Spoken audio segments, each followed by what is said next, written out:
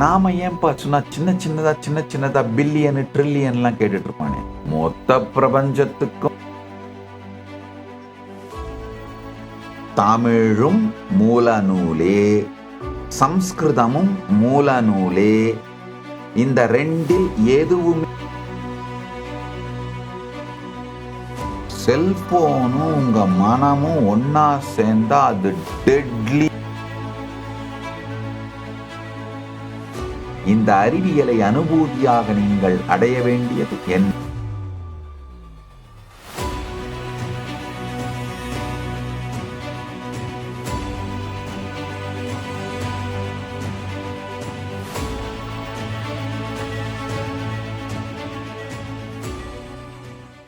உங்கள் அனைவரையும் வணங்கி வரவேற்கின்றேன்.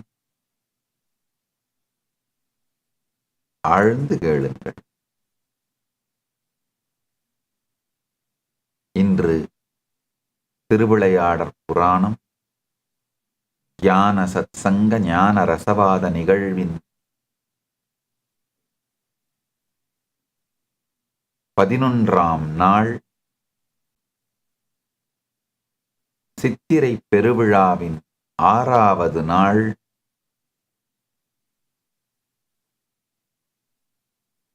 பரமசிவ பரம்பொருளின் நேரடியான செய்தி மகா கைலாசத்திலிருந்து அனைவருக்கும்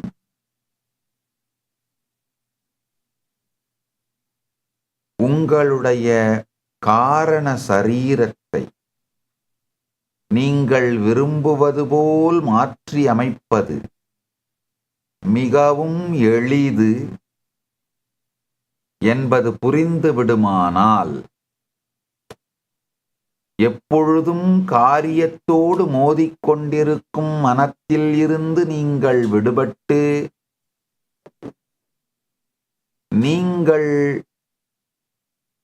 வேண்டியதை வேண்டியவாறு வெளிப்படுத்தி வாழ்வதோடு மட்டுமல்லாமல் பரமுக்தியில் ஜீவன் முக்தியில் நிலைத்து இருப்பீர்கள். நன்றாக புரிந்து கொள்ளுங்கள், ஆழ்ந்து கேளுங்கள். இன்னைக்கு இந்த 4 சாஸ்திரங்களை பற்றி ஒரு அறிமுகம் கொடுத்து விட்டு இந்த 4 சாஸ்திரங்களின் மூலமாக இந்த சத்தியத்தை உங்களுக்கு சொல்ல புரிய வைக்கப் போகின்றேன். முதல்ல ஐத்ரேயோபனிஷத்து, ஐத்ரேயோபனிஷதம் முதல்ல. 2வது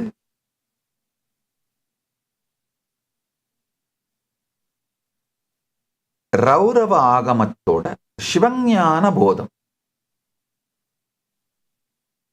ரௌரவ ஆகமத்தினுடைய சிவஞான போதம் தமிழ்ல மெய்கண்டார் சிவஞான போதம்னு சூத்திரங்களா 12 சூத்திரங்கள் கொடுத்திருக்காரு. சம்ஸ்கிருதத்துல பெருமானே நேரடியா ரௌரவ ஆகமமா கொடுத்திருக்காரு. அடுத்து உன்மத்த பஞ்சதசி, ரொம்ப அருமையான ஒரு நூல், ஒரு ஸ்லோகம். ஆத்மார்ப்பணஸ்துதின்னு அது சொல்வாங்க, உன்மத்த பஞ்சதசின்னு அதை சொல்வாங்க. இந்த 4 சாஸ்திரங்களை பற்றி ஒரு சிறிய அறிமுகம் கொடுத்துடுறேன். அதாவது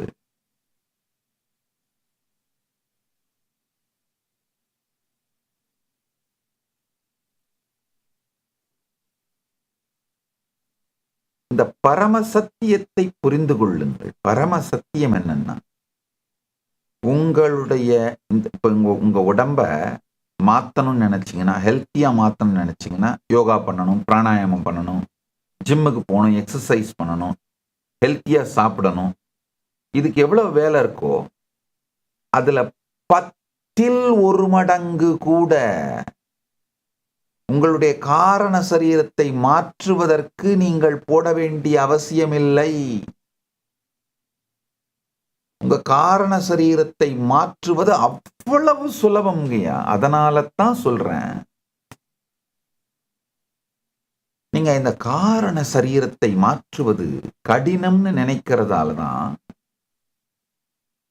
முட்டுச்சந்தில போய் முட்டிட்டு இருக்கிறதே வாழ்க்கையா நினைச்சிட்டு இருக்கீங்க. ரமண மகரிஷி ரொம்ப அழகா சொல்வாரு. தன்மை, முன்னிலை, படர்க்கை, இந்த முக்கோணமா தன்மை, முன்னிலை, படர்க்கை, இந்த முக்கோணமான ஒரு செவுத்து, முக்கோண செவர் அமைப்புடைய ஒரு சிறையில ஒருத்தன் மாட்டிக்கிட்டதா நினைச்சு முன்னிலை படர்க்கை செவுத்து மேல முட்டி முட்டி அதை உடைச்சி எப்படியாவது வெளியில வரலான்னு நினைச்சு படாத பாடுபட்டு இருக்கிறான். ஆனா அவனுக்கு ஒரு அடிப்படையான சத்தியம் புரியல. தன்மை பக்கம் செவரே இல்லப்பா. இத புரிஞ்சுக்குங்க. தன்மை, முன்னிலை, படர்க்கை எனும் முக்கோண சுவர் உடைய சிறையிலே நான் தான் சிக்கி சின்னாபின்னம் ஆவதாய் நினைத்து மனிதன் முன்னிலை படர்க்கையோடு முட்டி மோதிக் கொண்டிருக்கின்றான். ஒரே ஒரு முறை அவன் தன்மையை நோக்கி திரும்பினானால் தன்மையின் பக்கம்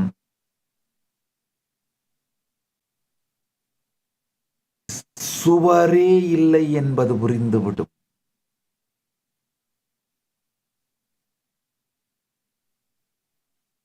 அது மாதிரிங்கய்யா,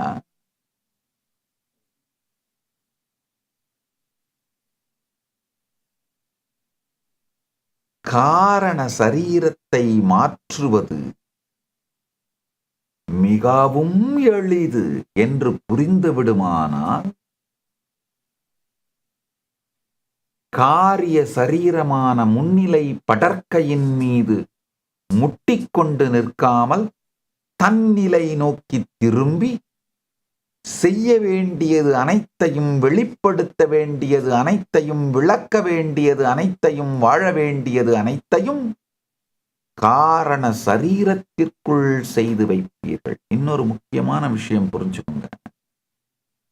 காரண சரீரத்துல போய் அதை நீங்க விரும்பின மாதிரி அமைத்து வேண்டியதையெல்லாம் வெளிப்படுத்தி வாழ துவங்கிட்டீங்கன்னா அடுத்து ஒரு மிக பெரிய விஷயம் நடக்கும். ஆடாச்சு, இவ்வளவு தானடா வாழ்க்கைன்னு எதையும் மாற்றவும் வேண்டவும் தேடவும் விரும்பியும் வெளிப்படுத்தியும் வாழுகின்ற தேவை கூட இல்லாது முழுக்க முழுக்க நீங்கள் இருப்பின் உச்சமான பரமுக்தியில் நிறைந்து நிலைத்து இருக்க துவங்கி விடுவீர்கள்.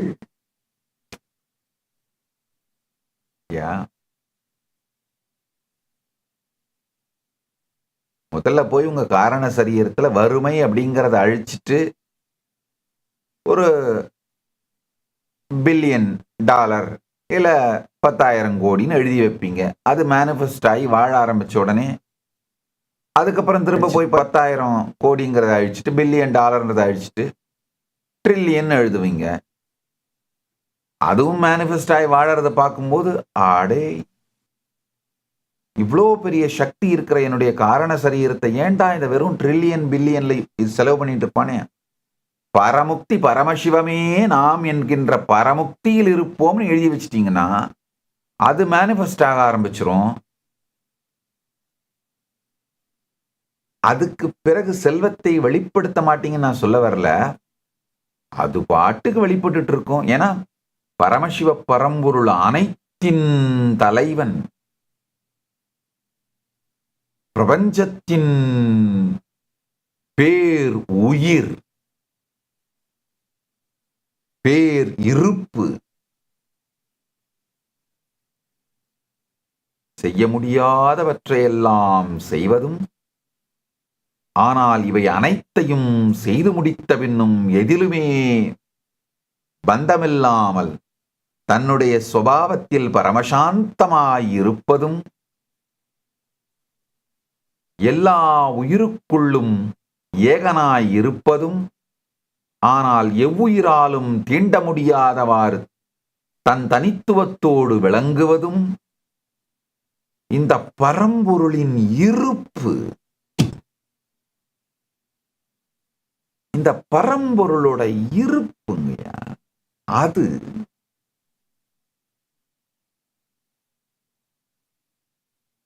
உங்கள் காரண சரீரத்திற்குள் மலர்ந்து விடும்.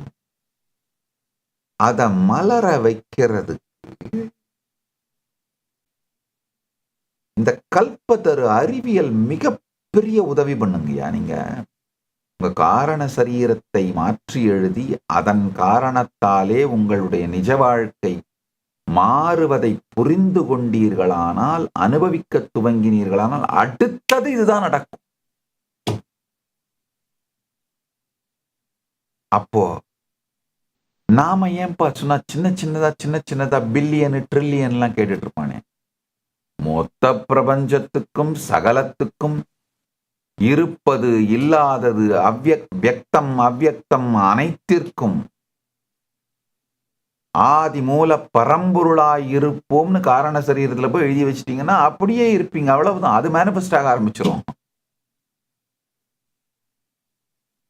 நன்றாய் புரிந்து கொள்ளுங்கள். ஒரு குழந்தை அம்மான்னு மழலை மொழியிலே அழைப்பதற்காக தாய் எப்படி காத்து கொண்டிருக்கிறாளோ, அழைத்தவுடன் எப்படி ஓடோடி தாய் குழந்தையை தூக்கிக் கொள்கிறாளோ, அதே போல உங்களால் புரிந்து கொண்ட அளவிற்கு, நீங்கள் புரிந்து கொண்ட அளவிற்கு, உங்களால் இயன்ற அளவிற்கு காரண சரீரத்திலே நீங்களே பரமசிவ பரம்பொருளின் வடிவம்னு எழுதுனீங்கன்னா போதுங்க. அவர் உடனே வந்து தூக்கி பாருங்க. என்ன காழியூர் குழந்தைக்கு மட்டும்தான் பால் கொடுப்பானா? அன்னையிடம் சொல்லி எங்கள் பாண்டி நாட்டிலே பன்றிக்கெல்லாம் கொடுத்திருக்கின்றான். அதனால உங்க காரண சரீரத்தை, உங்களுக்கு பரமசிவம்னா என்ன புரியுமோ, பரம்பொருள்னா என்ன புரியுமோ, அது நீங்கள்னு எழுதி வச்சிங்கன்னா போதுங்க. ஆழ்ந்து கேளுங்கள். இப்போ நீங்க காரண சரீரத்துல சரியா எழுதலைங்கிறதுக்காக,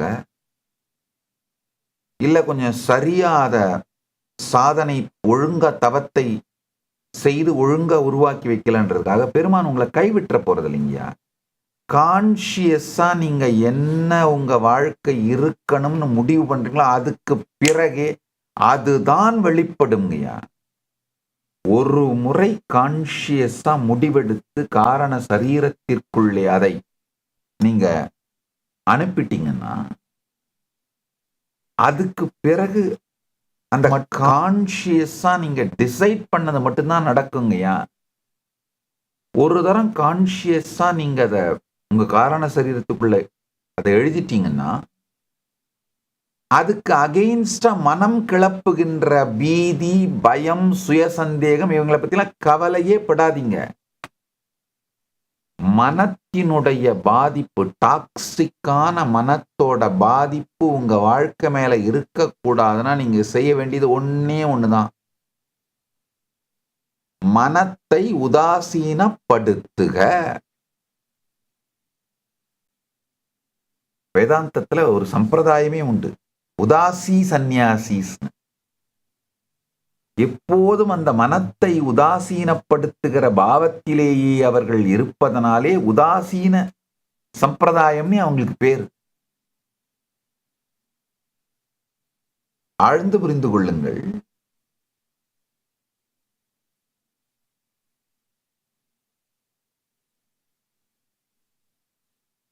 இந்த 4 நூல்கள் இன்னைக்கு நான் யூஸ் பண்ண போறேன். ஐத்ரேயோபனிஷத், சிவஞான போதம், ரௌரவ ஆகமத்திலே இருக்கின்ற சம்ஸ்கிருத சிவஞான போதம், சம்ஸ்கிருத மூலம் சிவஞான போதம், தமிழிலே இருக்கின்ற மெய்கண்டார் அருளிய சிவஞான போதம். இப்போ இதுல இன்னொரு பிரச்சனை, நிறைய பேர் சம்ஸ்கிருத ரௌரவாகமத்தோட மொழிபெயர்ப்பு தான் இந்த சம்ஸ்கிருத ரௌரவாகமத்தில் இருக்கிற சிவஞான போதத்தோட மொழிபெயர்ப்பு தான் தமிழ்ல மெய்கண்டார் அருளிய சிவஞான போதம் அப்படின்னு சொல்றாங்க. சில பேர்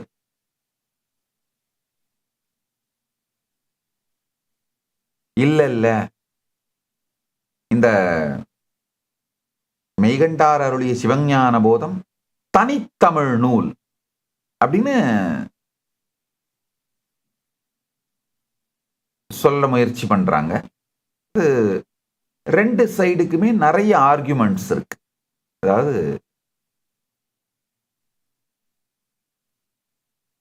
சிவாக்கிர யோகி, 16ஆம் நூற்றாண்டுல வாழ்ந்த சிவாக்கிர யோகி, சம்ஸ்கிருத சைவ மரபோட மாமேதை. அவர் சிவஞான போத சங்கிரக பாஷ்யம்னு எழுதியிருக்காரு. அதுல சம்ஸ்கிருத சூத்திரங்களே பரமசிவனால் நந்திக்கு அருளப்பட்ட மூல விதை என்றும் பின்னர் மெய்கண்டாரை சென்றடைந்தது என்றும் விளக்கிறாரு. கே சிவராமன் சைவிசம் இன் பிலசாபிக்கல் பெர்ஸ்பெக்டிவ்னு அவர் ஒரு நூல்ல அவர் என்ன சொல்ல வர்றார், படைப்பாற்றல் மிக்க விரிவாக்கம் அப்படின்னு சொல்றாரு. ஆனாலும் அதோட மைய தர்க்க அமைப்பு, லாஜிக் ஃப்ளோவும் சூத்திர வடிவமும் சம்ஸ்கிருத ஆகம மரபிலேயே வேரூன்றி இருக்கிறதுனால வேத ஆகமத்தையே பிரதமம்னு அங்கீகாரம் பண்றாரு. வி ரமண சாஸ்திரி அதே மாதிரி 20ஆம் நூற்றாண்டில் ரொம்ப முக்கியமான ஒரு ஆய்வாளர் வி ரமண சாஸ்திரி. அவரும் என்ன சொல்றாரு, ரௌரவ ஆகமத்துல காணப்படுகிற சம்ஸ்கிருத வடிவம் 13ஆம் நூற்றாண்டு தமிழ் நூலுக்கு முந்தையது அப்படிங்கிறதுனால இது ஆகம ஞானத்தை தமிழர்களுக்கு கொண்டு சேர்க்கும் உயர்ந்த மொழிபெயர்ப்புன்னு சொல்றாங்க. அடுத்து இந்த பக்கம் இது சிவஞான போதம் மெய்கண்டாருடைய அசல் தமிழ் நூல், இது தமிழிலேயே எழுதப்பட்ட மூல நூல்னு ஒரு குறிப்பிட்ட அறிஞர்கள் சொல்றாங்க. மீனாட்சி சுந்தரம் பிள்ளை மகாவித்வான் அவங்க இந்த நூல்ல தனிப்பட்ட தர்க்க அமைப்பும் உதாரணங்களின் பயன்பாடும் தொல்காப்பியம் போன்ற தமிழ் இலக்கண மரபும் தத்துவ மரபுகளும் இருக்கிறதுனால இது வேற ஒரு நூலோட மொழிபெயர்ப்பு இல்லை, இது தனி நூல்னு சொல்றாரு. அதே மாதிரி தனித்தமிழ் இயக்கம் கண்ட அந்த மறைமலை அடிகளார் அவரும் அதே மாதிரிதான் இது சைவ சித்தாந்தமே ஒரு திராவிட தத்துவம்ன்ற லெவலுக்கு போய் ரௌரவ ஆகமத்தில் இருக்கிற சம்ஸ்கிருத பாடல்களே பிற்சேர்க்கைன்னு சொல்லி விட்டுறாரு. அவரு தமிழுடைய மெய்கண்டாருடைய சிவஞான போதத்தை தான் சம்ஸ்கிருதத்துல டிரான்ஸ்லேட் பண்ணி பிற்சேர்க்கையாக அதுல சேர்த்தார்கள்ன்ற ஒரு படி மேல போயிடுறாரு மறைமலை அடிகள். ஜெயம் நல்லசுவாமி பிள்ளை என்ன பண்றாரு, சம்ஸ்கிருத மரபை மதித்தாலும் இது தமிழ் மொழிபெயர்ப்புகளிலும் கட்டுரைகளிலும் தமிழ் நூலில் காணப்படும் நுணுக்கங்களும் ஒழுங்கு அமைந்த மெய்கண்டார் ஸ்டைலுன்னே தனியா இருக்கிறதுனால சம்ஸ்கிருத சுருக்கங்களில் முழுமையாக பிரதிபலிக்காத கருத்துக்கள் இதிலே சொல்லப்படுவதனால் இந்த தமிழே மூலமே, தமிழ் நூலே மூலம்னு ஜெயம் நல்லசுவாமி பிள்ளை ஆர்கியூ பண்றாரு. டிபி மீனாட்சி சுந்தரம் தமிழ் மொழியிலே சூத்திர சுருக்க பாணி வளர்ச்சி பெற்று அதன் உச்சமாக 13ஆம் நூற்றாண்டிலே மெய்கண்டாரால் சிவஞான போதம் தனி நூலாக எழுதப்பட்டது. அது ஆகமத்தோட ரௌரவ ஆகமத்தோட மொழிபெயர்ப்பு இல்லைன்னு. இப்ப இந்த ஆர்குமெண்ட்ஸ் எல்லாம் ஒரு பக்கம். நான் என்ன ஸ்டாண்ட் எடுக்கிறேன்னா, எங்க சன்னிதானம் 229 தொண்டைமண்டல ஆதீனத்தோட 229 மதுரை சன்னிதானம் 291 இவங்க ரெண்டு பேருமே பெரிய சைவம் தமிழ் இரண்டையும் கற்றவர்கள், பேரறிஞர்கள். இதுல 229 தொண்டை மண்டலத்தோட 229 பேரறிஞர் மட்டும் இல்லாம சிவஞானி, சொல்லி வைத்து சமாதி கட்டி வைத்து நேரம் குறித்து பஞ்சாங்கம் பார்த்து திருவருட்பயன் நூலை வாசிக்கச் சொல்லி கேட்டு சொல்லி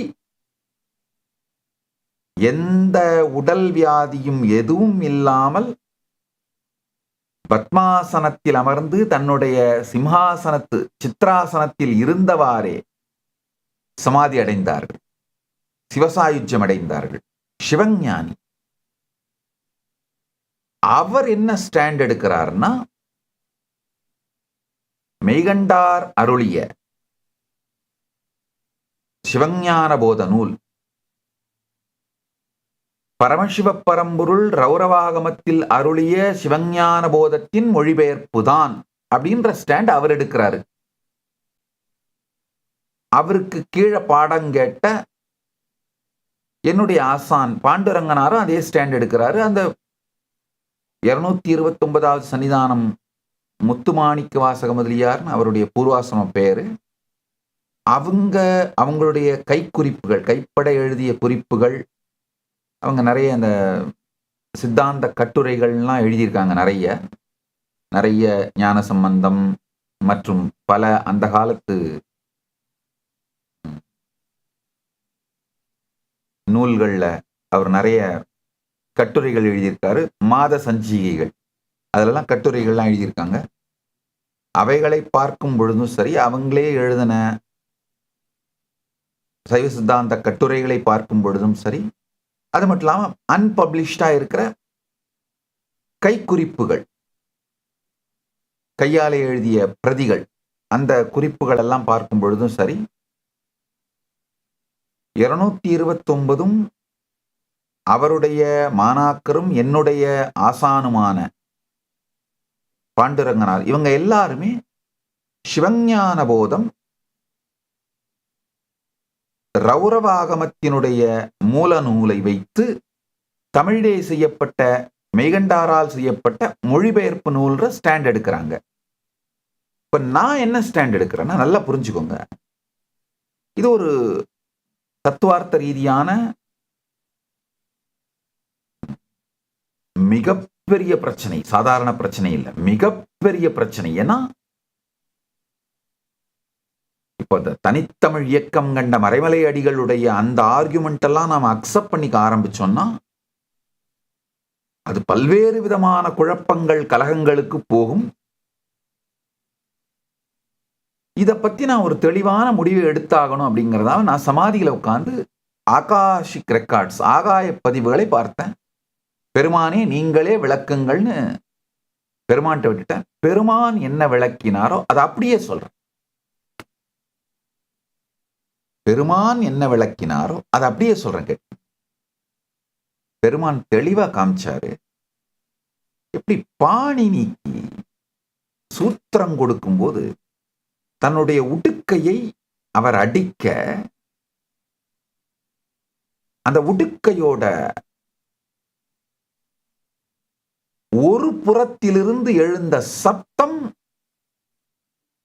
பாணினிக்கு அளிக்கப்பட்டு, பாணினி அதை சம்ஸ்கிருதமாக பாணினி சூத்திரங்களாக செஞ்சாரு. இன்னொரு பக்கத்திலிருந்து வந்த சப்தங்கள் தான் அகத்தியருக்கு அளிக்கப்பட்டு அவர் அகத்தியம் அப்படிங்கிற தமிழ் இலக்கண நூல் விதியை செஞ்சு வச்சார். இப்போ அந்த உடுக்கையினுடைய ஒரு புறத்து இருந்து வந்த சப்தங்கள் எல்லாம் பாணினிக்கும், மறுபுறத்து இருந்து வந்த சப்தங்கள் எல்லாம் அகத்தியருக்கும் அளிக்கப்பட்டு, பாணினி சூத்திரங்களும் சம்ஸ்கிருத மொழியும் அகத்தியமும் தமிழ் மொழியும் நன்றாக செய்யப்பட்டதோ, ஓங்கி வளர்ந்ததோ, அதே போல பெருமான் சிவஞான போதத்தை, பரம சத்தியத்தை அடைவதற்கான மொத்த ரகசியங்களையும் பரம சத்தியத்தையும் அதை அடையும் வழியையும் முழுக்க முழுக்க ஒரே நேரத்தில் சம்ஸ்கிருதத்தில் ரௌரவ ஆகமத்தின் சிவஞான போதமாகவும் பெருமானே தமிழில் சிவஞான போதமாகவும் மகா கைலாசத்து வெளிப்படுத்தினார். நந்தி இரண்டையும் பெற்றார்.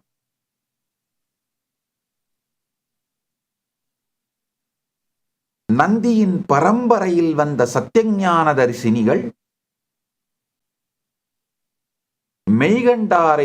மெய்கண்டாருக்கு தீட்சை அளித்து ஞானமளித்த பொழுது மொத்தமா அப்படியே டவுன்லோடிங் நடந்தது. நல்லா புரிஞ்சுக்கோங்க. மெய்கண்டாருக்கோ திருஞான சம்பந்த பெருமானுக்கோ முறையான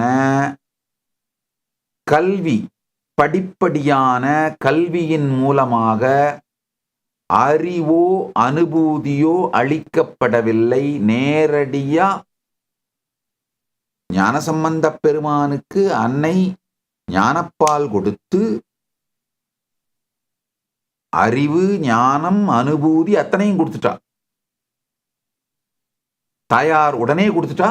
பெருமான் சொன்ன உடனே ஞானம் குழைத்து கொடுத்தாள்னு தான் சொல்றாங்க. தாயார் கொடுத்துட்டாங்க. இங்க மெய்கண்டாருக்கும் சத்தியஞான தரிசினிகள் ஆகாச மார்க்கமாக வந்து மெய்கண்டாருக்கு தீட்சை செய்து, தீட்சை அளித்து, சக்திபாதம் சக்தினிபாதம் அளித்து உபதேசம் அளிக்கும் பொழுதே மொத்த ஞானத்தையும் கொடுத்துறார். அதாவது புலன்களாலே சேர்த்து படித்து கற்று அறிந்து தேர்ந்து தெளிந்து அது மாதிரி எந்த தேவையும் இல்லாமல் அப்படியே டவுன்லோட் ஆயிடுச்சு.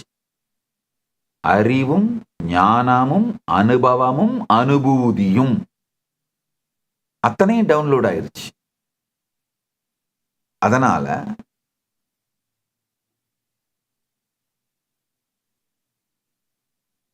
ரௌரவ ஆகமத்தோட பாச விமோச்சன படலத்தை தான் அப்படியே பெருமானே வெளிப்படுத்திய அந்த மூல சூத்திரங்கள் தான் மெய்கண்டார் செய்து வைத்தார். அதனால தமிழ் சம்ஸ்கிருதம் 2 மூல சூத்திரமுமே பெருமானே அருளியது. எப்படி பாணினிக்கும் அகத்தியருக்கும் இருவருக்குமே மூல சப்தங்களை பெருமானே கொடுத்தானோ, அது இருமொழியாய் மலர்ந்ததோ, அதுபோலே நந்திக்கு பெருமானே ரௌரவ ஆகமத்தின் பாச விமோச்சன படலத்தை சம்ஸ்கிருதத்திலும் சிவஞான போத சூத்திரங்களாக தமிழிலும் தந்தார். அது அப்படியே ஆகாஷிக் ரெக்கார்ட்ல இருந்து டவுன்லோட் ஆகி இங்க மெய்கண்டார் தமிழ் மக்களுக்கு இந்த ஞானத்தை சொல்ல வேண்டியிருந்ததால பரமசிவ பரம்பொருள் அருளிய தமிழ் வெர்ஷனை இவர் பாடுறார். அதுதான் நடந்தது. இதுதான் ஆகாய பதிவுகளிலிருந்து பரமசிவ பரம்பொருள் எனக்கு விளக்கிய சத்தியம், எனக்கு அளித்த அனுபூதி.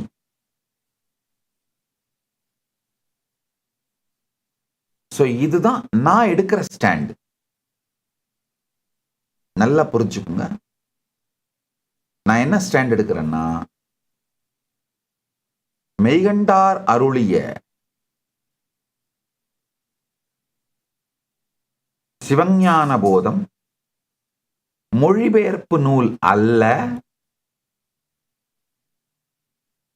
இரண்டுமே மூலம், இரண்டுமே பரமசிவ பரம்பொருளே வெளிப்படுத்தியது, அருளியது.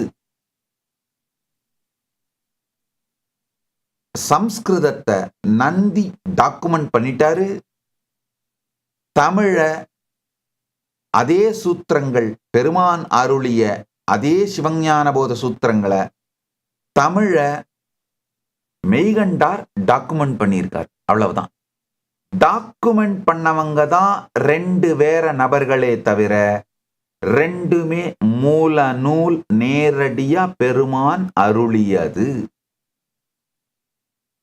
தமிழும் மூல நூலே, சம்ஸ்கிருதமும் மூல நூலே. இந்த 2ல் எதுவுமே ஒன்னுத்த ஒன்னோட டிரான்ஸ்லேஷன் கிடையாது. இப்போ தமிழ் நூல், தமிழ் சிவஞான போதம் சம்ஸ்கிருத சிவஞான போதத்தோட பாசவிமோச்சன படலத்தோட மொழிபெயர்ப்பும் கிடையாது. மறைமலை அடிகள் சொல்ற மாதிரி அந்த எக்ஸ்ட்ரீமான இல்ல, தமிழ் சிவஞான போதத்தை பார்த்து அது சம்ஸ்கிருதத்திலே மொழிபெயர்க்கப்பட்டு இடைச்செருகலாக பிற்சேர்க்கையாக ரௌரவாகமத்திற்குள் செருகப்பட்டது, ரௌரவாகமத்திற்குள்ளே திணிக்கப்பட்டதுன்னு அவர் சொல்ற அந்த ஸ்டாண்டு நான் எடுக்கல. நான் எடுக்கிற ஸ்டாண்ட் இதுதான். பெருமான் ஒரே நேரத்தில் பாணினிக்கும் அகத்தியருக்கும் சப்தங்களை கொடுத்து சம்ஸ்கிருதமும் தமிழும் செய்தார்போல் பாச விமோச்சன படலம் ஆக ரௌரவாகமத்திலே பாச விமோச்சன படலத்திலேயும் படலமாகவும் ரௌரவ ஆகமத்தின் பாச விமோச்சன படலமாக சம்ஸ்கிருதத்திலும் சிவஞான போத சூத்திரங்களாக தமிழிலும் அருளியிருக்கின்றார்.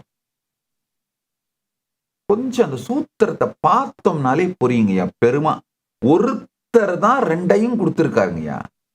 அவன் அவள் அது எனும் அவை மூவினைமையின் தோற்றிய திதியே ஒடுங்கி மலத்துளாம் அந்தம் ஆதி என்மனார் புலவர் அவையே தானே ஆயிரு வினையின் போக்கு வரவு புரிய ஆனையின் நீக்கம் இன்றி நிற்கும் அன்றே. உளது இலது என்றலின் எனதுடல் என்றலின் ஐம்புலன் ஒடுக்கம் அறிதலான் கண்படில் உண்டி வினை இன்மையின் உணர்த்த உணர்தலின் மாயா இயந்திர தனுவினுள் ஆன்மா.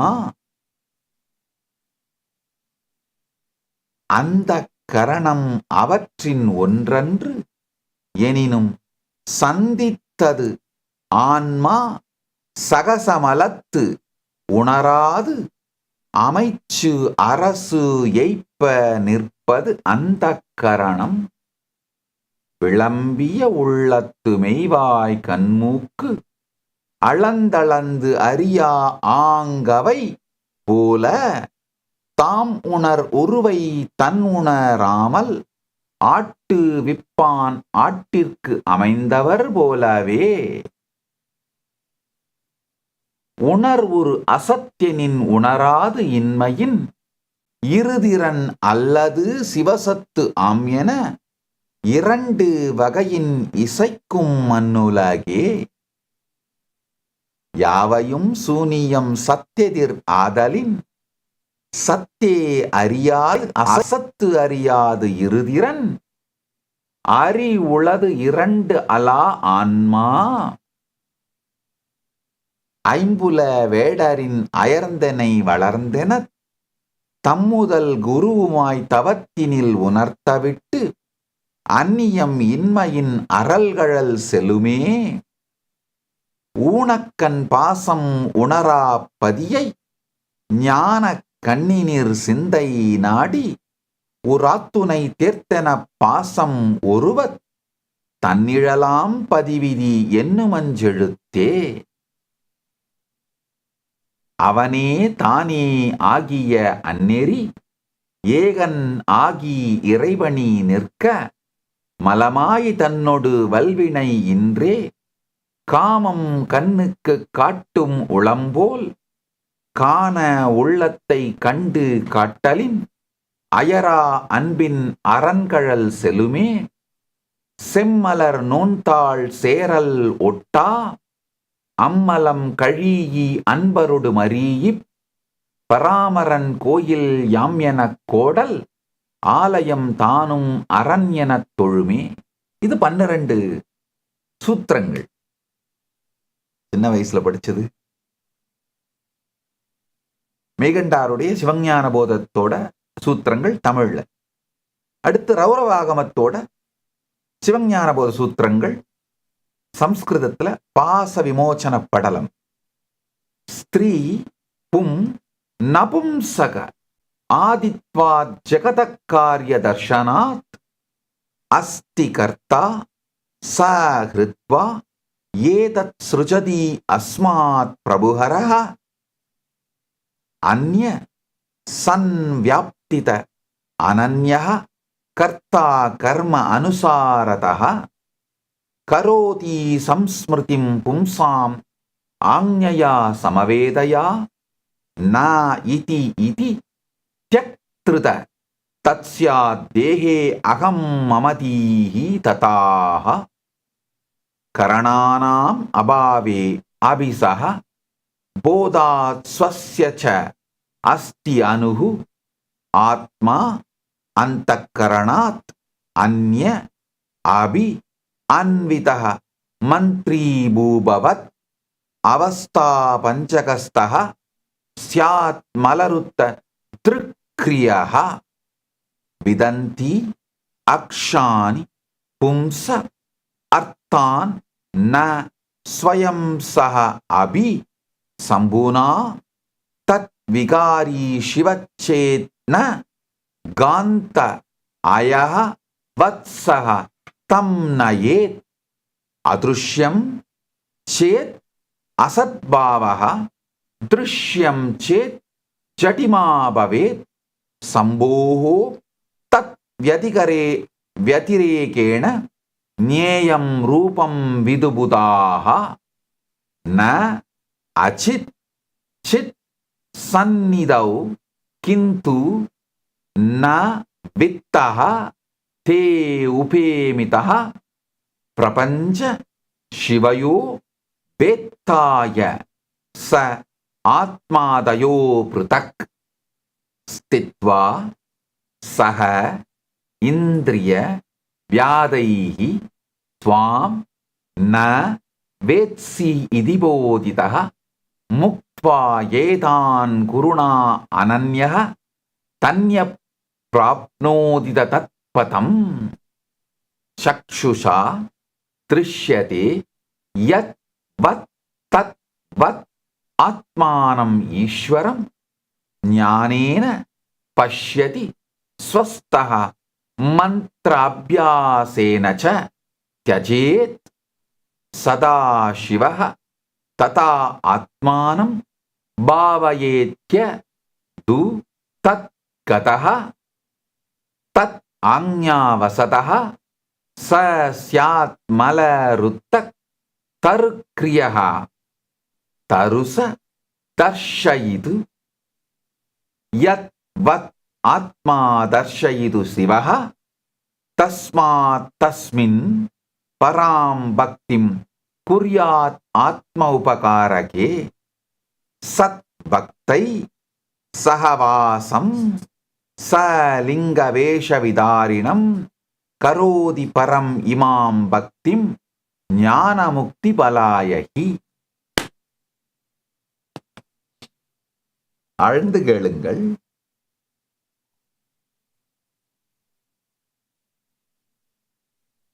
நிச்சயமாக தமிழிலும் சம்ஸ்கிருதத்திலும் ஆங்கிலத்திலும்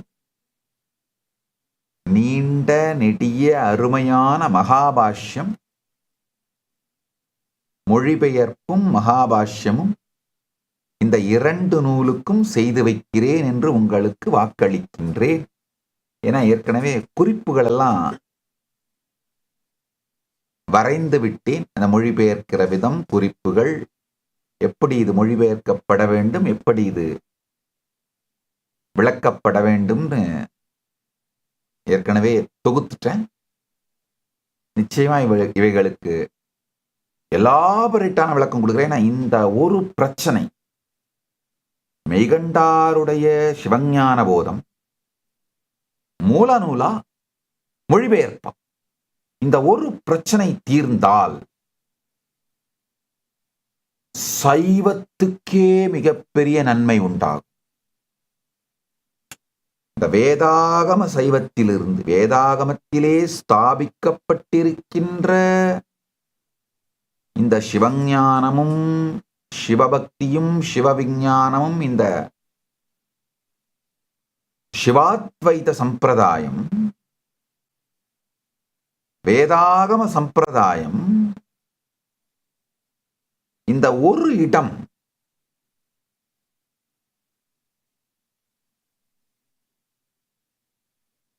இந்த ஒரு பிரச்சனை, சிவஞான போதம் சம்ஸ்கிருதத்தின் மொழிபெயர்ப்பா அல்லது தமிழில் எழுதப்பட்ட தனி நூலா, இந்த ஒரு பிரச்சனை தீர்ந்தால் இதை சார்ந்து எழுந்திருக்கும் பலாயிரக்கணக்கான பிரச்சனைகள் அடிப்படை இல்லாமல் போய்விடும். அதனால்தான் பெருமான்கிட்ட கேட்ட, பெருமானே இந்த ஒரு பிரச்சனையை தீர்த்து விடுங்கள். பெருமான் தெளிவாக காட்டினார். அதனால் நான் தெளிவா சொல்றேன், கேட்டுக்கோங்க. நான் முதல்ல இதை எப்படி இதை அப்ரோச் பண்றேன்னா, மக்களுடைய அனுபூதி எது நல்லது, பரமாத்வைத்தத்தோட போக்கு, நோக்கம், தேவை எல்லாமே மக்களுக்கு அனுபூதி கொடுக்கணும். அனுபூதி அப்படிங்கிற நோக்கத்திலிருந்து எது சரி அப்படின்னு தான் பார்க்க ஆரம்பிச்சேன். அதுக்கு பிறகு இது பெருமான் மட்டும்தான் தீர்க்க முடியும் அப்படின்னு தான் பெருமான்கிட்டே எடுத்து போய் கொடுத்துட்டேன். அவர் ரொம்ப அழகா தீர்த்து கொடுத்துட்டார். சத்தியத்தை அப்படியே வெளிப்படுத்திட்டார். அகத்தியமும் பாணினியும் இரண்டுமே பெருமான் அளித்த சப்தங்களிலிருந்து, அந்த ஆகாய பதிவுகள்ல இருந்து டவுன்லோட் பண்ணி செய்யப்பட்ட சூத்திரங்கள். ரெண்டுமே மூல நூல், அருளியவன் ஒருவனே. அதே போல ரௌரவாகமத்தின் பாச விமோச்சன படலமும் அந்த சிவஞான போதமும், மெய்கண்டார் அருளிய சிவஞான போதமும் ரெண்டுமே மூல நூல், அருளியவன் ஒருவனே, பரமசிவ பரம்பொருளே.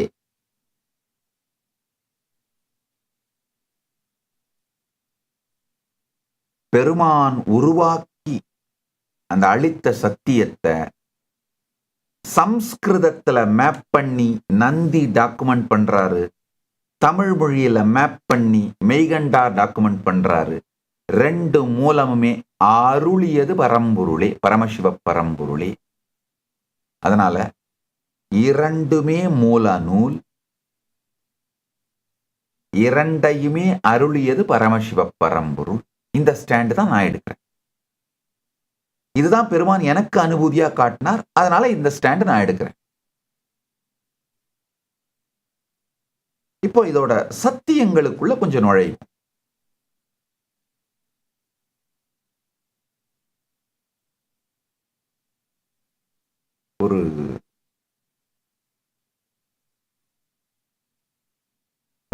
ஒரு சில நகை முரண்களை நான் பார்த்தேன். இந்த அறிஞர்கள் தர்க்கம் பண்ணும் பொழுது ஏற்படுகின்ற அந்த நகை முரண்களை கவனிச்சேன். அந்த நகை முரண்களை எல்லாம் சரி பண்ணிட்டோம்னா இந்த சூத்திரங்கள் மூலமாக பெருமான் நமக்கு சொல்ல வருகின்ற சத்தியத்தின் ஆழம் புரிந்து கொள்ளலாம். ஒண்ணுமில்ல, மறைமலை அடிகள் சைவ சித்தாந்தம், திராவிட தத்துவம், கௌரவாகமத்தில் இருக்கிற சம்ஸ்கிருத சூத்திரங்களே பின்னால தமிழில் இருக்கிற மெய்கண்டாருடைய சிவஞான போதம் சம்ஸ்கிருதப்படுத்தப்பட்டு அதுல ரௌரவாகமத்தில் சொருகப்பட்டதுன்னு சொல்றாரு. இதுக்கு அவர் ஒரு சில லாஜிக் எல்லாம் கொடுக்கிறார்.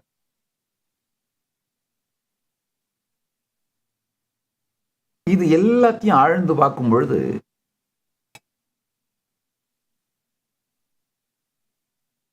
ஒருத்தரும் கொடுக்கிற லாஜிக்கல் ஆர்கியூமெண்ட்ஸ், அதாவது தொல்காப்பியத்தோட ஸ்ட்ரக்சர், தமிழ் இலக்கண மற்றும் தமிழ் தத்துவ மரபுகள், அதுக்கே உரிய ஸ்ட்ரக்சரோட இந்த மெய்கண்டாருடைய சிவஞான போதம் இருக்குன்னு மீனாட்சி சுந்தரம் பிள்ளையும் ஒத்துக்கிறாரு. மகாவித்வான் மீனாட்சி சுந்தரம் பிள்ளை அவர்களும் மறைமலை அடிகளும் ஏத்துக்கிறாங்க. மறைமலை அடிகள் தான் ஒரு படி மேல போய் இது திராவிட தத்துவம்னு சொல்றாங்க. ஆனால் தொல்காப்பியத்தோட இலக்கணம் தத்துவ மரபுகளையும் கொண்டு வந்து போர்த்தி இந்த சிவஞான போதத்தை நாம் புரிந்து கொள்ளும் பொழுது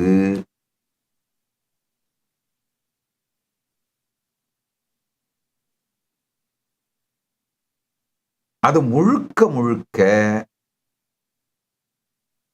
ஒரு பரமாத்வைத நூலாக விளங்குகின்றது.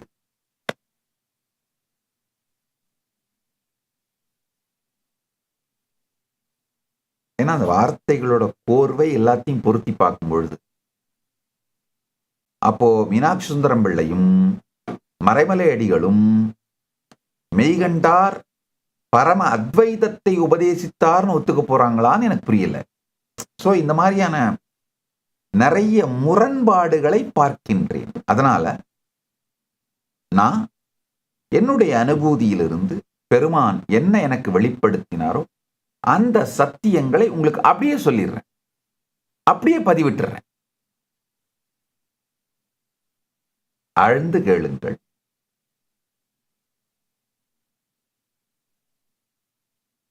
அடிப்படையாக ரௌரவாகமத்திலே பாச விமோசன படலமாக சம்ஸ்கிருதத்திலே பெருமான் அருளிய சூத்திரமும் தமிழிலே மெய்கண்டார் வழியாக வெளிப்பட்ட தமிழ் சிவஞான போத சூத்திரங்களும் இரண்டுமே பரமசிவ பரம்பொருள் தியானத்திற்காக நம்முடைய காரண சரீரத்திலே இதை எழுதி தியானித்து மனனம் செய்து நிதித்தியாசனம் செய்வதற்காகத்தான் வெளிப்படுத்தி இருக்கிறார் என்றது பரம சத்தியம். இன்டலெக்சுவலா அது எத்தனை புத்தகம் படிச்சு எத்தனை ஆராய்ஞ்சிங்கன்னாலும் உங்களுடைய முதிர்ச்சி அதிகமாக அதிகமாக இந்த சூத்திரத்தோட ஆழமான சத்தியங்கள் புரியும். அதுதாங்க இந்த ரெண்டோட அமைப்போட அருமைங்கய்யா. இது ஏன் பரமசிவ பரம்பொருளே அருளியதுன்னு நான் சொல்றேன்னா, என்னுடைய அனுபூதியில் பார்த்தது மட்டுமல்லாதுங்கய்யா. ஒரு சாதாரணமா ஆரம்ப நிலை சாதகன் இந்த ரெண்டையும் படித்தால் எப்படி புரியுமோ அது ஒரு மாதிரி புரியும். கொஞ்சம் மனனம் செய்து சிந்தையால் ருசித்து புசித்து அது சிந்தைக்குள்ளே ஊறுனா அடுத்த நிலை புரியும். அதுக்கு பிறகு காரண சரீரத்திற்குள்ளே அதை நீங்க எழுதி எழுதி எழுதி காரண சரீரத்திற்குள்ளே அதை தியானித்து உங்க ஞான கர்ப்பத்திலே அதை தாங்கினீர்களானால் இன்னொரு விதமா அது விளங்கி சிவஞானமாக பிரசவிக்கும். அடிப்படையாங்க நம்முடைய ஞான கர்ப்பத்தை பிரெக்னன்ட் ஆக்குறது, இம்ப்ரெக்னேட் பண்றது பெருமான் அருளிய விதை, வீரியம் மிக்க ஞான விதை தான் இந்த நூல். அது தமிழ்ல யாருக்கு தமிழ் இனிமையாக உங்களுக்கு சிந்தனை மொழியா இருக்கோ, நீங்க தமிழ்ல நம்ம மெய்கண்டார் தமிழினாலே வரைந்து அளித்திருக்கின்ற, ஆனால் பரமசிவ பரம்பொருளே அருளிய மூல நூலாகிய தமிழ் சிவஞான போதத்தை உங்கள் ஞான கர்ப்பத்திலே தாங்குங்கள். அல்லது சம்ஸ்கிருதம் உங்களுக்கு நல்ல சிந்தனை மொழியாக இருக்கிறவர்கள் ரௌரவாகமத்திலே பாச விமோசன படலமாக பெருமான் அருளியிருக்கின்ற அந்த சிவஞான போத சூத்திரங்களை தாங்குங்கள். அது உங்களுடைய விருப்பம். ஞான கர்ப்பத்தை பிரக்னேட் பண்றதுக்காக, இம்பிரக்னேட் பண்றதுக்காக, பிரெக்னன்ட் ஆக்குறதுக்காக பெருமான் அருளிய ஞான விதை இந்த சூத்திரம். இதை உள்வாங்கி ஞான கர்ப்பத்திலே தியானித்தால் பரமசிவஞான குழந்தை பிறக்கும். நீங்க உங்களுக்கே புதுப்பிறவி கொடுத்துக் கொள்வீர்கள். பரமசிவமாய் நீங்களே பிறப்பெடுப்பீர்கள். த்விஜன் சொல்ற இரண்டாம் மறுபிறப்பு நிகழ்ந்து விடும். உண்மையில தினந்தோறும் இரவு உறங்குவதற்கு முன்பாக அந்த அகம்பாவமாகிய மூல பாவத்திலிருந்து நழுவி காரண சரீரத்திற்குள் சென்று அகம் சுபாவத்தில் நீங்கள் கலக்கின்ற அந்த நேரத்திலே ரௌரவாகமத்து சிவஞான போதத்தையோ மெய்கண்டார் மூலமாக அருளப்பட்ட சிவஞான போதத்தையோ நீங்கள் ஆழ்ந்து உங்களுக்குள் பதித்தீர்களானால், அதை கேட்கிறதோ அல்லது சிந்திக்கிறதோ, இந்த ரெண்டு மூலமா ஏதாவது செஞ்சீங்கன்னா கேட்கறது ரொம்ப சுலபம். அதனாலதான் இன்னைக்கு முழுசா சேன் பண்ணி கொடுத்துருக்கேன். இதை மட்டும் ஜஸ்ட் கட் பண்ணி வச்சுக்கிட்டு இந்த உறங்க போகும்பொழுது, காரண சரீரத்திற்குள் போகும்பொழுது அதை கேளுங்கள். கேட்டால் அது காரண சரீரத்திற்குள் சென்று பரமசிவ ஞானத்தை வெளிப்படுத்தும். இது மனனத்திற்காகவும் நிதித்தியாசனத்திற்காகவும் சொல்லப்பட்ட சூத்திரங்கள். வாக்கியார்த்த சதஸ் என்கின்ற பெயராலே வாத பிரதிவாதம் செய்து தர்க்க குதர்க்க வாத பிரதிவாதங்கள் செய்து கண்டன மண்டனம் செய்து கொள்வதற்காக இந்த சூத்திரங்கள் எந்த அளவுக்கு உபயோகப்படும், அதனால் இதனுடைய முழு பலன் அடையப்படுமா என்று எனக்கு தெரியவில்லை. ஆனால் ஸ்ரவண மனனம் செய்வதற்கு இந்த சூத்திரங்கள் மிக பெரிய உதவி என்பதனால் ஸ்ரவண மனனம் செய்யுங்கள். நிதித்தியாசனம் தானாய் நிகழ்ந்துவிடும். ஒரு சின்ன உதாரணம் சொல்றேன். அதாவது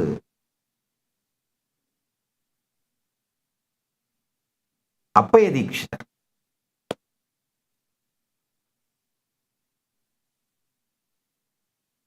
எவ்வளவு பெரிய அத்வைத ஞானி,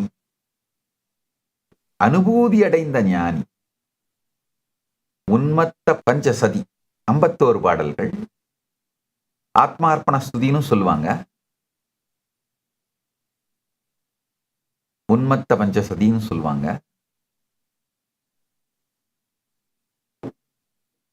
அந்த கதையை புரிஞ்சுக்கோங்க. அதாவது அப்பய தீட்சிதருக்கு திடீர்னு ஒரு சந்தேகம் வந்து, நாம இப்போ கான்சியஸா இருக்கும் பொழுது பெருமானையே சிந்திக்கின்றோம், ஞான நிலையிலேயே நம்ம இருக்கிறோம். ஒருவேளை நினைவு தப்பினால், இந்த டிமென்ஷியா மாதிரி, இல்லை ஏதாவது இந்த முதுமையினால் அல்லது வேற ஏதாவது ஒரு காரணத்தினால் நினைவு தப்பிடுச்சுன்னா,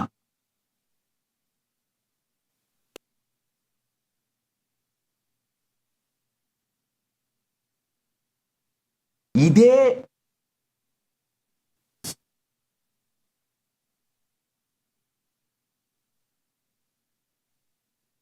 அத்வைத நிலையிலும் சிவசாயுஜ நிலையிலும் நம்முடைய உணர்வு இருக்குமா, இல்லை ஏதாவது தப்பி போய் வேற ஏதாவது நிலையில விழுந்துருவோமா அப்படின்னு அவருக்கு ஒரு சுய சந்தேகம் வந்துருச்சு. சரி, டெஸ்ட் பண்ணி பார்த்துடலாம் அப்படின்னு என்ன பண்றாரு,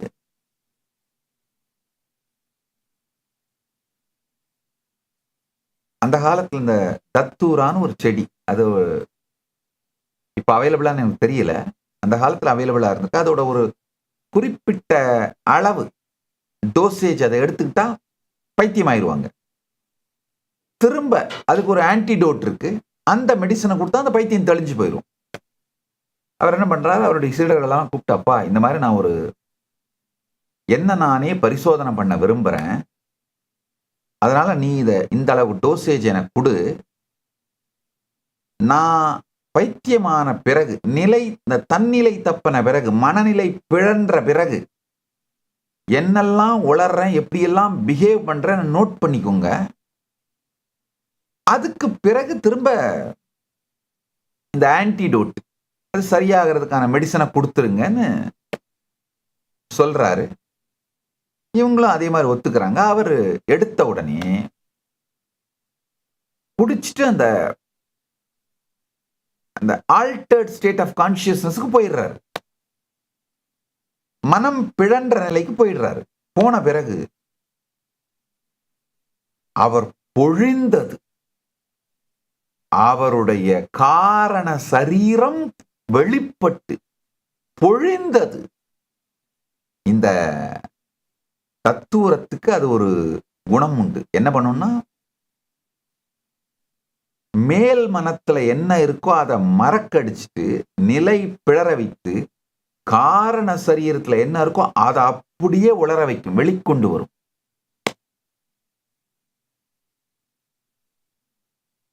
அப்ப தீட்சிதர் இந்த காரண சரீரத்துல என்ன இருக்கோ, உணர்வோட ஆழத்துல என்ன இருக்கோ அதை அப்படியே கொட்டுறாரு. அதுதான் 51 ஸ்லோகங்களாக ஆத்மார்ப்பண ஸ்துதின்னு சொல்லுவாங்க.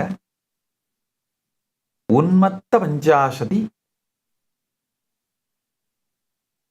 பஞ்சதசின்னு ஒரு விதத்துல சொல்லலாம். ஏன்னா 5 + 10 51, அந்த விதத்துல பஞ்சதசின்னு சொல்லலாம். பஞ்சாசதிங்கிறது ரொம்ப சரியான வார்த்தை. பஞ்சாசதிங்கிறது சில நேரத்துல 15ஐயும் பஞ்சதசின்னு சொல்லுவாங்க. அதனாலதான் பஞ்சதசிங்கிற வார்த்தைய நான் உபயோகப்படுத்த விரும்பல. ஏன்னா அத்வைத் ஆதிசங்கரர் எழுதிய மற்ற சில நூல்கள்லாம் பஞ்சதசின்னு சொல்லுவாங்க. பஞ்சதசின்னு இன்னும் சில நூல்கள் இருக்கு, அதெல்லாம் வெறும் 15 ஸ்லோகம் தான். இங்க ஆனா 51 ஸ்லோகம், அதனால பஞ்சாசதின்னு சொல்றேன். எனிஹவ் 51 ஸ்லோகங்கள்ல அப்படியே பொழியறார். ஊமத்தை வகையில ஒரு இன்டர்னல் ஃபேமிலி பிளான்ட், ஊமத்தையே கிடையாது. தத்தூரா ஊமத்தையே கிடையாது. ஊமத்தையோட ஃபேமிலியில இன்டர்னல் இன்னொரு பிரிவு. எப்படி சுரக்காயில மல்டிபிள் பிரிவுங்க இருக்கு இல்லையா, உட்பிரிவுகள், அந்த மாதிரி அந்த சுரக்காய் குடும்பம் அப்படின்னு இருக்கு பாருங்க. அதே மாதிரி ஊமத்தை குடும்பத்துல தத்தூரா ஒரு பிளான்ட் பொழியிறாரு பாருங்க. அந்த நிலையில இருந்து அவருடைய காரண சரீரத்தை அப்படியே வெளிப்படுத்துறார் அப்பே தீட்சிதர். கஸ்தே போத்தும் பிரபவதி பரம் தேவதேவ பிரபாவம் யஸ்மாதித்தம் விவிதரசனா சிருஷ்டிரேஷா பபூவ பக்தி கிராஹ்ய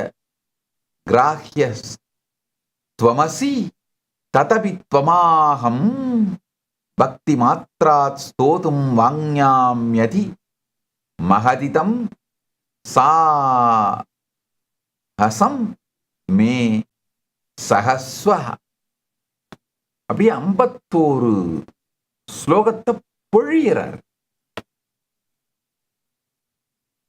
ஷிக்யாதீனாம் அவயவதாம் நிச்சிதம் ஜன்மதாவத் தன்னாஸ்யேவ க்வச்சன கலிதம் பிரதிஷ்டானஹீனம் கர்த்ரதிஷ்டானஹீனம்.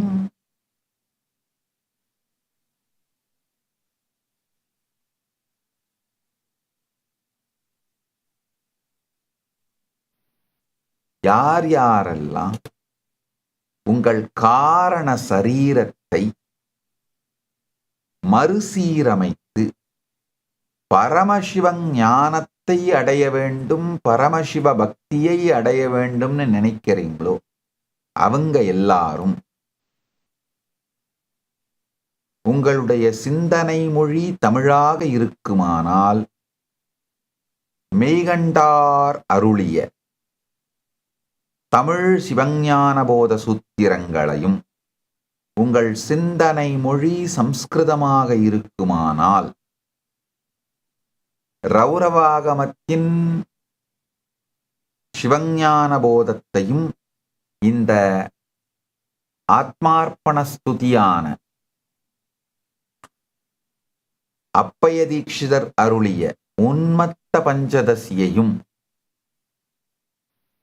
இரவு நீங்கள் உறங்கும் முன்பு காரண சரீரத்தின் வழியாக நழுவும் பொழுது கேட்டீர்களானால் பரமசிவஞானம் சத்தியம், நிச்சயம், சத்தியம்.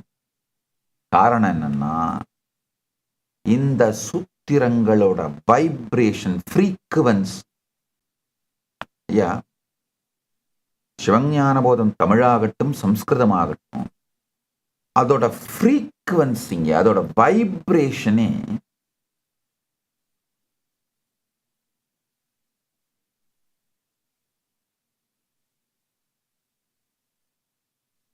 சிரவணம் செய்ய செய்ய, மனனம் செய்ய செய்ய நிதித்தியாசனமா மாறுங்க.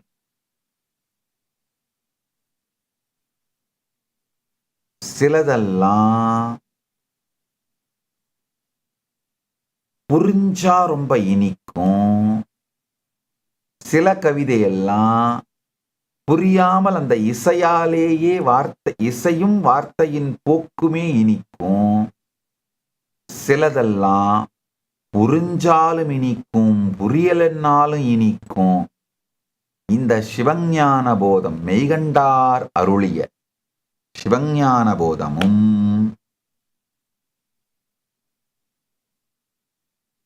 ரௌரவாகமத்தில் இருக்கின்ற சிவஞான போதமும் நந்தி மூலமாய் அருளப்பட்டதும் மெய்கண்டார் மூலமாய் அருளப்பட்டதும் ஆன இரண்டுமே புரிந்தாலும் புரியாவிட்டாலும் மனனிக்க மனனிக்க உணர்வே இனித்து பரமசிவ ஞானமாய் வெளிப்படும்.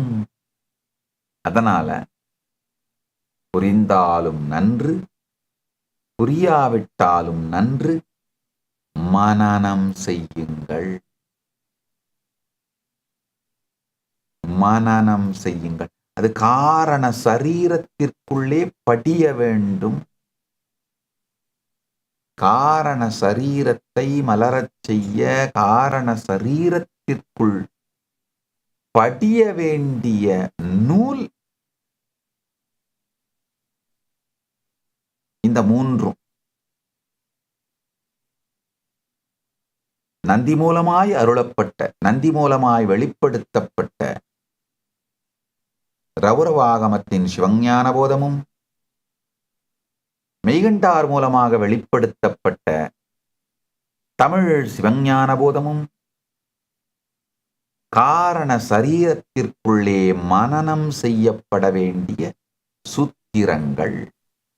அதே போல அப்பய தீட்சிதர் அருளியவையும் காரண சரீரத்திற்குள்ளே மனனம் செய்யப்பட வேண்டிய சூத்திரங்கள். தைத்திரேயோபனிஷத். இப்போ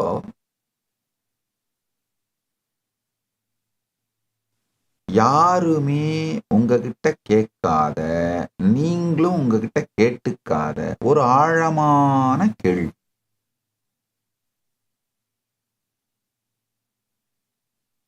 உங்க மனம் சிந்திக்கவும், உணரவும், நினைவு கூறவும், ஆசைப்படவும், முடிவெடுக்கவும் எது உங்களுக்கு உதவுதுங்க? அதை சொல்லுங்க.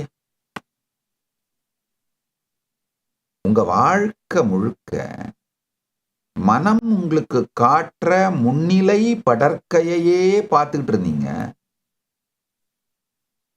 முடிவில்லாத எண்ணங்கள், உணர்ச்சிகள், endless distractions, endless thought currents. இப்ப மனம் கிரியேட் பண்றது போதாதுன்னு செல்போன் கிரியேட் பண்றது வேற. ஐயம்மா, செல்போனும் உங்க மனமும் ஒன்னா சேர்ந்தா அது டெட்லி காம்பினேஷன்.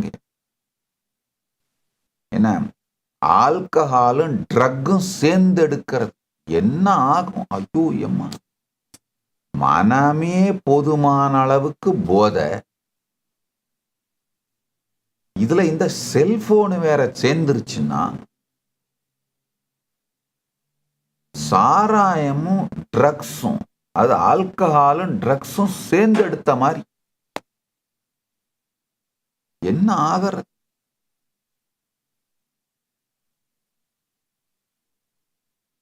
மனத்தால் காட்டப்படுவதையே பார்த்து கொண்டிருக்கின்ற நீங்கள், மனத்தை உங்களுக்கு காட்டுவது எது? மனத்தை நீங்கள் எவ்வாறு பார்க்கின்றீர்கள்னு பார்க்காமலே விட்டுறீங்கயா. கேனோபனிஷத் இந்த மர்மத்தை தான் கேள்வி கேட்கிறது. மொத்த ஆன்மீக இலக்கியத்திலங்க ஒரு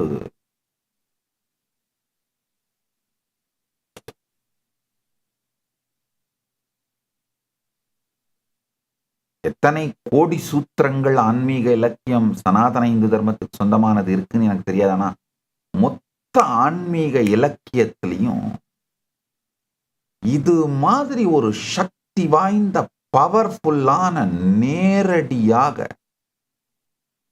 நம்முடைய சகல துக்கங்களையும் சகல பிரச்சனைகளையும் அழித்து தீர்வளிக்கக்கூடிய ஒத்த சூத்திரம் இன்னொன்னு நான் பார்க்கறேங்க. என் மனசான மனுதே ஏனாஹுர்மனோ மதம் ததேவ பிரம்மத்வம் வித்தி நேதம் யதிதமுபாசதே. எதை மனத்தால் சிந்திக்க முடியாதோ, ஆனால் எதனால் மனம் சிந்திக்கவும் அறியவும் மனத்திற்கு இயலுகின்றதோ, அந்த எல்லையற்ற பேரறிவின் ஒளியால் பிரகாசிக்கப்படுகிறதோ, அதையே பிரம்மம், இறுதி யதார்த்தம், பரம் என்று சொல்லுகிறோம். அறிந்துகொள்.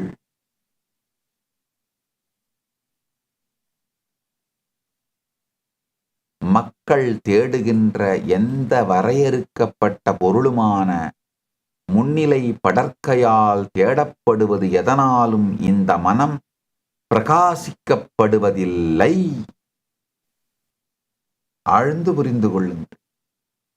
என் மனசான மனுதே ஏனா ஹுருமனாமதம் ததேவ பிரம்மத்வம் வித்தினேதம் யதிதமுபாசதே. மனிதன் வெளியிலே முன்னிலையிலும் படற்கையிலும் தேடுகின்ற எதுவும் மனத்தை பிரகாசிக்கச் செய்யும் பொருள் அல்ல.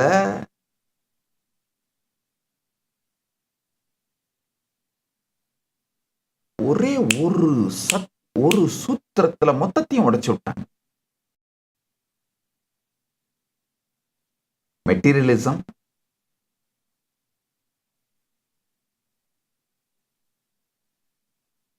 பூர்வமீமாம்சம், சாங்கியம்,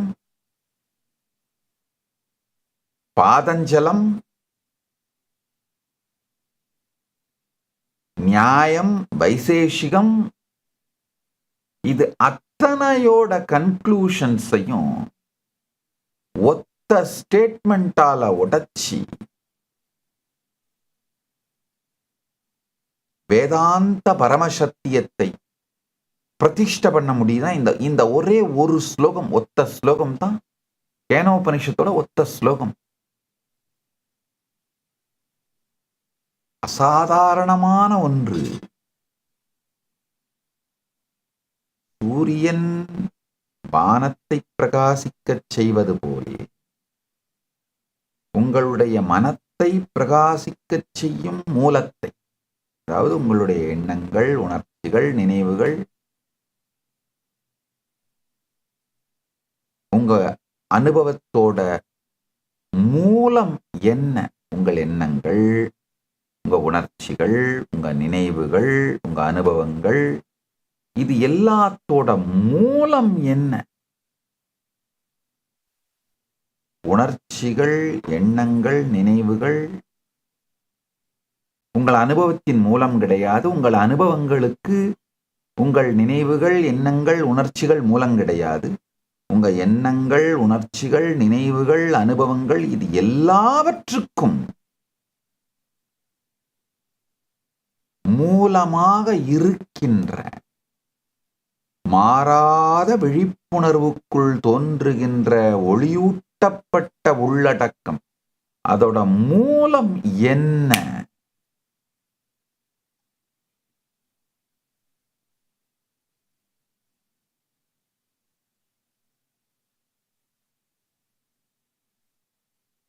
உங்களுடைய குழப்பமான மனம், உடைஞ்சி போன பேட்டர்ன்ஸு,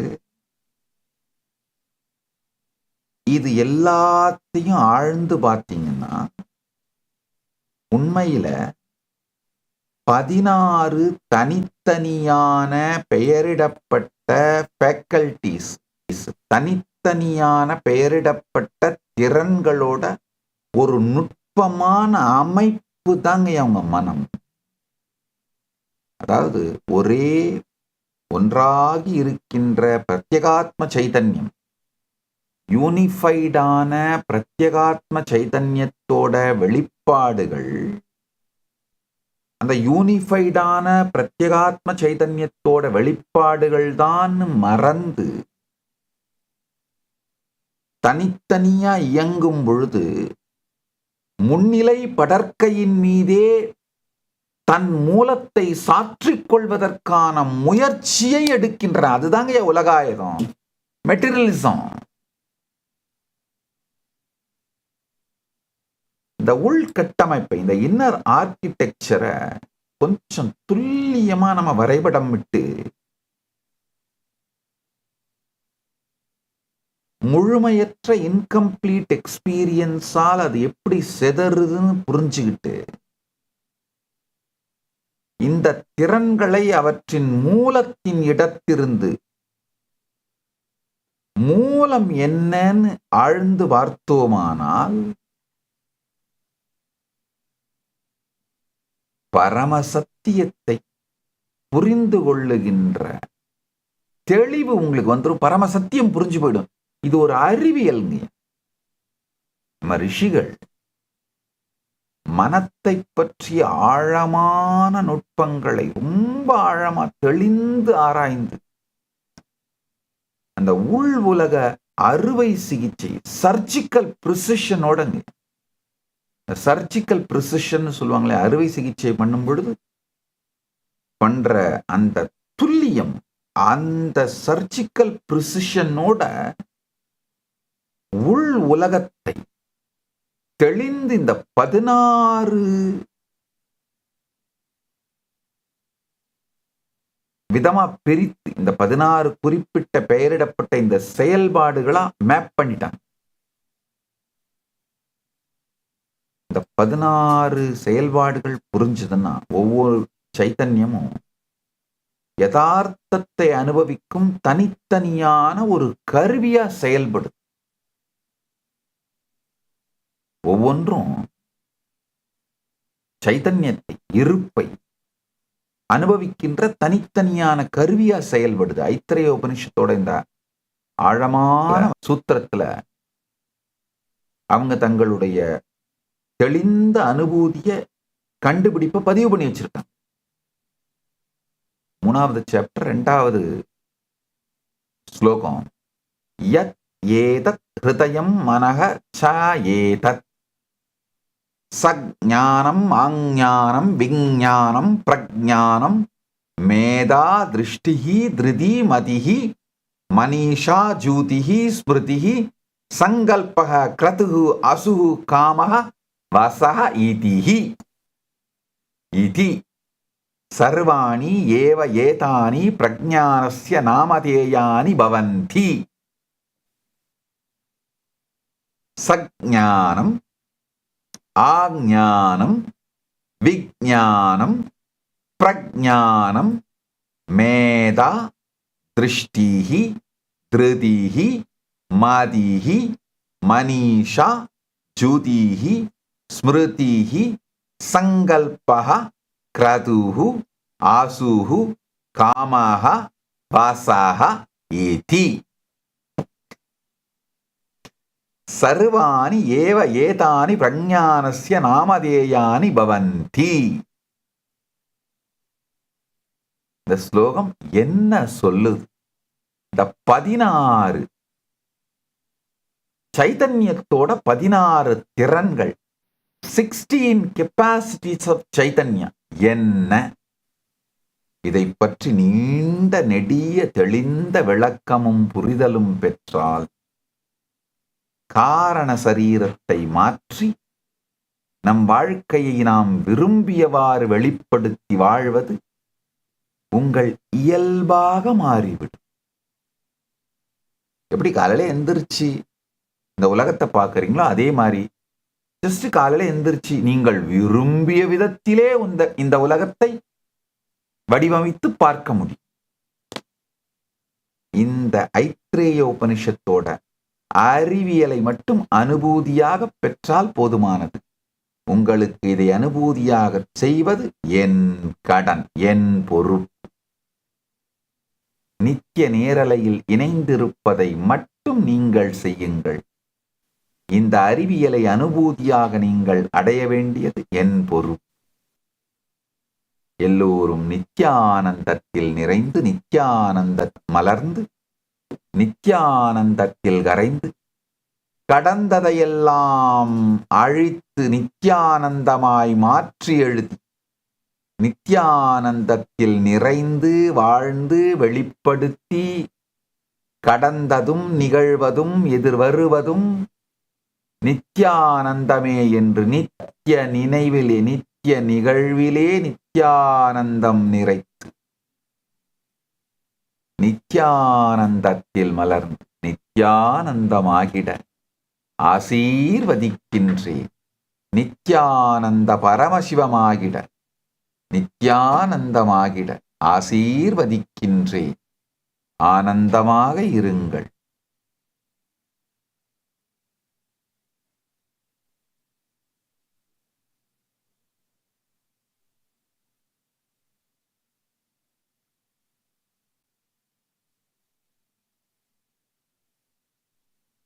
Blessings.